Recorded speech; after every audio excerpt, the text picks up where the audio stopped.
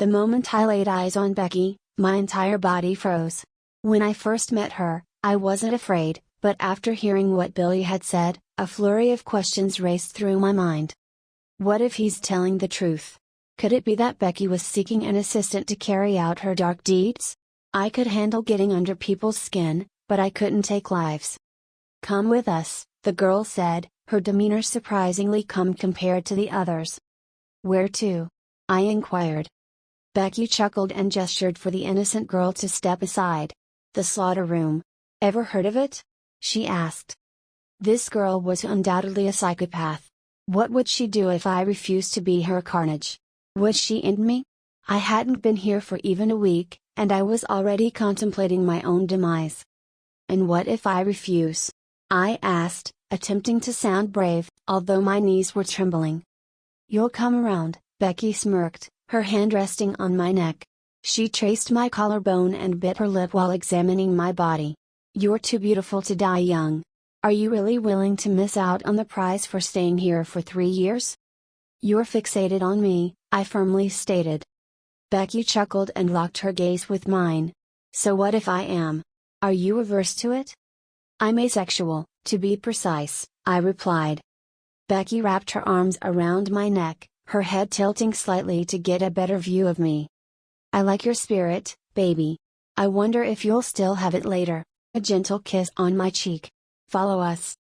I couldn't quite grasp her intentions or why I felt this way. I wasn't scared, but rather curious. With every heavy step I took, my curiosity grew. Instead of heading to a secluded location, we were going to a dormitory. It was enormous, and each room bore a label related to flowers, violet visionary, orchid organizer, lily linguist, and more. We halted in front of the largest room in the building, labeled the Peony President, which made me chuckle. Becky asked, "What's so amusing?" "Nothing. Peony?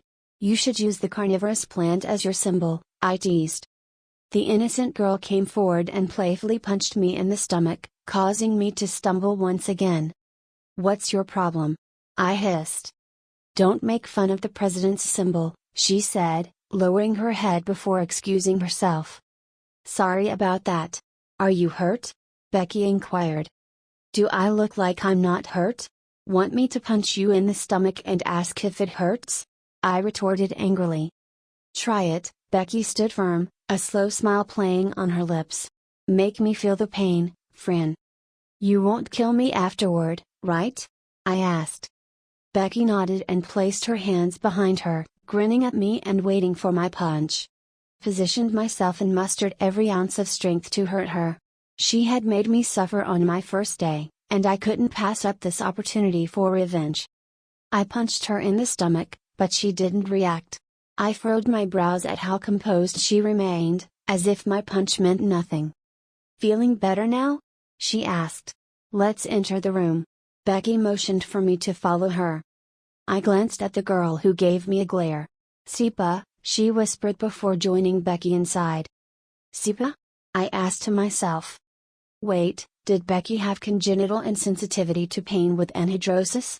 This is a rare genetic condition in which a person cannot feel physical pain and has an inability to sweat. Most individuals with SIPA don't live past the age of 25 due to the numerous complications associated with this condition. "Are you going to come in, or should I carry you?" Becky asked, snapping me out of my thoughts. "I'm coming,"